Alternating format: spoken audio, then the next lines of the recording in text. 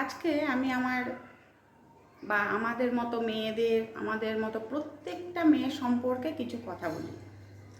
তো আমরা যখন বিয়ের আগে বাপের বাড়ি থাকি তখন তো বাবা মায়ের বাঁধনে অবশ্যই থাকতে হয় একটা মেয়েকে, কারণ বাবা মাকে ছেলে মেয়েকে ঠিক রাখার জন্য তাদের শাসনে রাখতে হয়।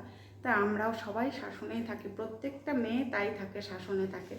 তো এরকম যখন মেয়েটার বিয়ে ঠিক হয় তখন সে ভাবে কি, বাবা আমি কোথায় চলে যাচ্ছি, কত স্বাধীন মানে আমরা স্বাধীনতা পাবো শ্বশুরবাড়ি গিয়ে। বাবা যখন বিয়ে ঠিক হয় তখন কত আনন্দ, না বিয়ে ঠিক হয়েছে আমার শ্বশুরবাড়ি গেলে আমি স্বাধীন, আমি আমার মতো চলতে পারবো, ফিরতে পারবো, তো বাবা মার বাঁধন মানতে হবে না। কিন্তু বিয়ের পরে যখন সেই মেয়েটা শ্বশুরবাড়িতে আসে, শ্বশুরবাড়িতে আসার পরে যে মানুষটার হাত ধরে সে শ্বশুরবাড়িতে আসে, সেই মানুষটা যদি ঠিক না থাকে তখন ওই মেয়েটার জীবনের যত আশা, যত আকাঙ্ক্ষা সব শেষ হয়ে যায়।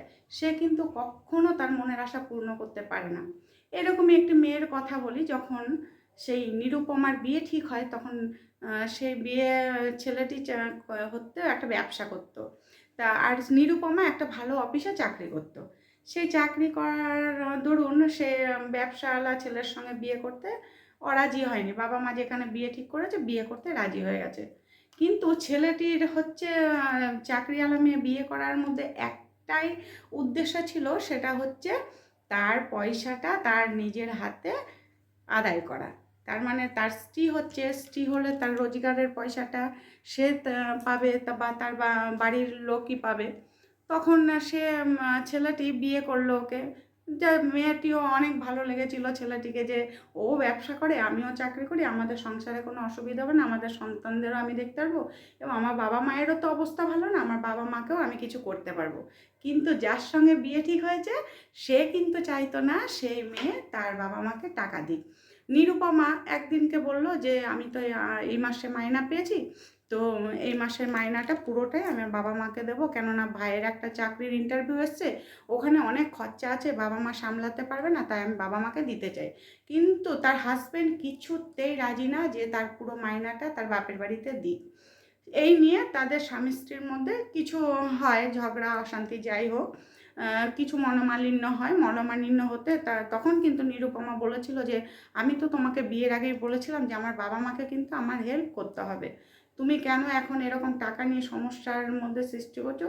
তো এই শাশুড়ি ও শ্বশুর সবাই কিন্তু তার ছেলের পক্ষ নিয়েছে, বউয়ের পক্ষ নেয়নি। কেননা রোজগার করবে তুমি, আমাদের বাড়ি থেকে খাচ্ছ দাচ্ছ, আমি সব করছি, শাশুড়ি মা বলছে আমাদের বাড়ি থেকে সব কিছু করছো, ওদিকে তুমি বাপের বাড়িতে সব টাকা দেবে, সেটা তো হয় না বৌমা।